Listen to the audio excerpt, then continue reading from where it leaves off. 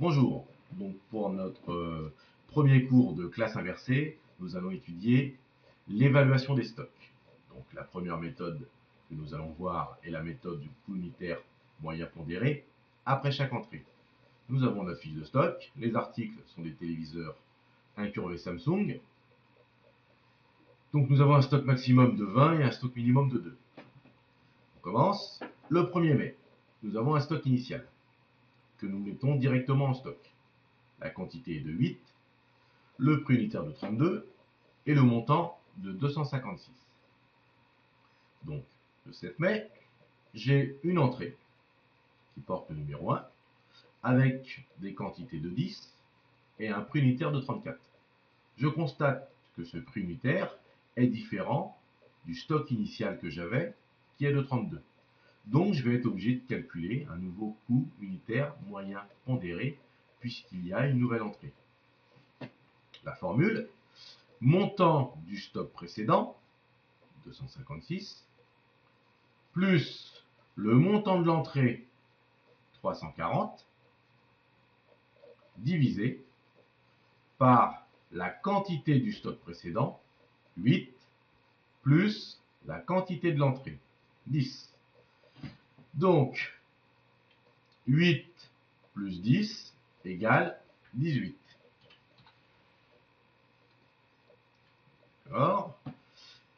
256 plus 340 égale 596.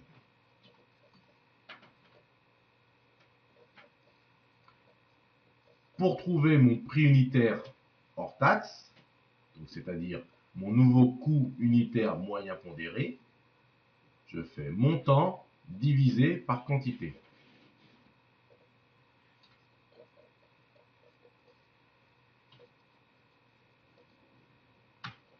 Donc, mon nouveau prix est de 33,11.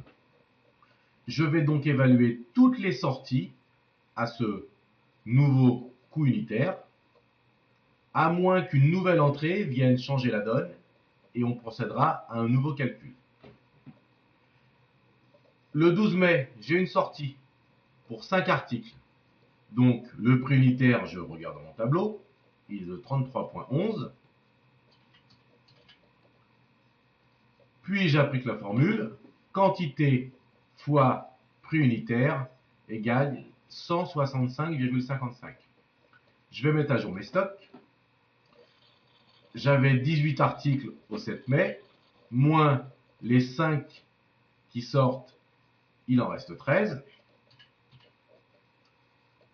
Le prix unitaire est déjà connu, il est de 33,11.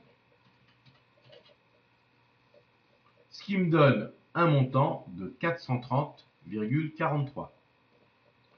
Le 15 mai, une sortie encore. La quantité est de 8. Quel est le prix unitaire que je vais utiliser? Le dernier calculé, donc qui est toujours de 33,11.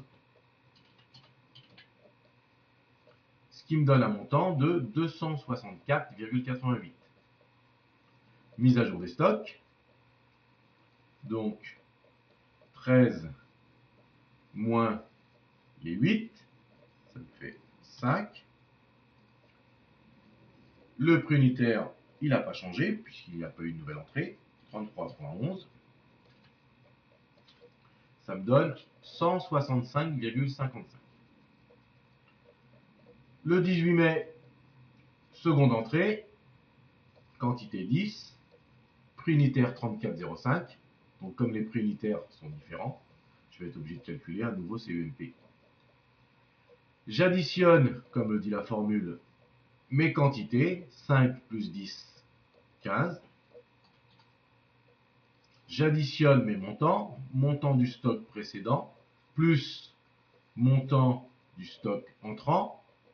Ça me donne 165,55 plus 345, 510,55. Donc maintenant, j'applique la formule, montant divisé par quantité.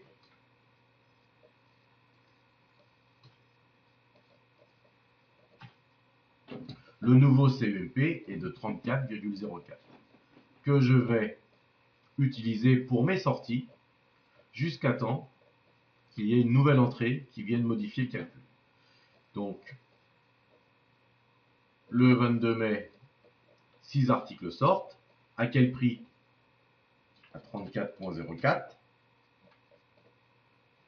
Ce qui me donne un montant de 204,24, je rappelle, quantité fois prix unitaire. Je mets à jour mes stocks. 15 articles moins 6 articles égale 9 articles. Montant du stock précédent moins montant de la sortie, je vais obtenir quelque chose, mais je peux déjà évaluer au prix unitaire hors taxe puisque le calcul a déjà été fait, 34,04. Et il me reste bien 9 articles à 34,04 pour 306,36 €. La même chose pour la sortie numéro 4, 4 articles à 34,04, 136,16. Combien me reste-t-il de stock? Quantité des stocks moins les sorties, 9 moins 4 égale 5. Le prix, le CEMP, je prends le dernier entrée, 34,04. Et le montant se met automatiquement. Donc, nouvelle entrée à un prix unitaire de 35, alors que moi, dans mon stock précédent, j'ai 34,04. Obligé de faire une nouvelle moyenne. La formule, quantité du stock précédent plus quantité de l'entrée, 5 plus 15 égale 20. Montant du stock précédent plus montant des stocks. Donc ça fait 170 plus 525, 695, 20. Donc maintenant je calcule montant divisé par la quantité et j'obtiens 34,76. La sortie, 4 articles à 34,76. J'obtiens un montant de 139,04 et les quantités ici, donc 20 moins 4, j'obtiens 16, et là 16 à 34,76, j'obtiens 556,16. Maintenant, pour vérification, j'additionne mes totaux. 10 plus 10 plus 15, ça fait 35. J'additionne ici mes montants. 340 plus 345 plus 525, ça me donne 1210. Bon, j'aurais pu utiliser aussi les sommes automatiques. Pareil pour les sorties. 5 plus 8 plus 6 plus 4 plus 4, ça me donne 27. J'additionne mes montants, ça me donne 909,86. Et voilà. Donc, je rappelle la formule. Après chaque entrée, CEMP est calculé grâce à cette formule-là. Montant du stock précédent plus montant de l'entrée, divisé par la quantité du stock précédent plus la quantité de l'entrée. Les sorties qui suivent seront valorisées à ce CEMP tant qu'il n'y aura pas une autre entrée. Donc, avantage de la méthode, les sorties de stock peuvent être évaluées à tout moment.